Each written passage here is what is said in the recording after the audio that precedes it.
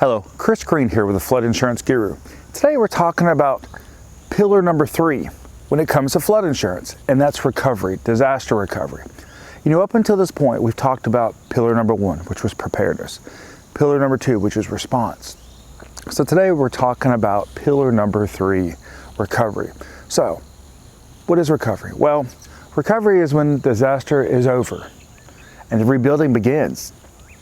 So let's talk about flood, for example. You know, the flood waters receded. You've documented the damage. Now it's time to start rebuilding.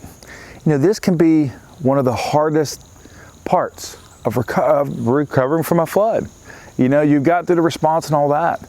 Maybe the relief workers have left the area now. Now the recovery becomes more of a long-term effort to get you back on your feet. However, it can also be a dangerous time, and one reason is when it comes to contractors.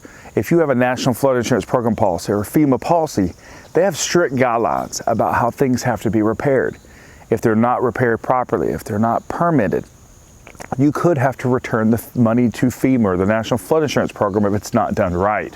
So the recovery pillar is a time frame that you have to be very careful to pay attention to those guidelines. And you've got to make sure that you've gotten that proof of loss form into FEMA within 60 days to make sure that this recovery period can go properly. So this is the importance of pillar 3, recovery. You know, making sure that you can get back, put on your feet, 6 months to a year. Maybe it takes 2 years. You know, look at the victims of Harvey. If you look at the victims of Hurricane Sandy, some of them still aren't back on their feet. So there's no time frame when it comes to the recovery part of flood insurance. But what makes recovery a lot easier, and when you set things up properly during the preparedness phase and during the response phase, where recovery, while it may be a bad time period for you, it doesn't have to be as bad. So if you've got questions about what exactly should be going on during this recovery time, what should you be collecting from a contractor?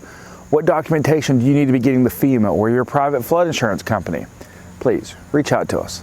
FloodInsuranceGuru.com. Go to our YouTube and our Facebook channels where we do our daily flood education videos.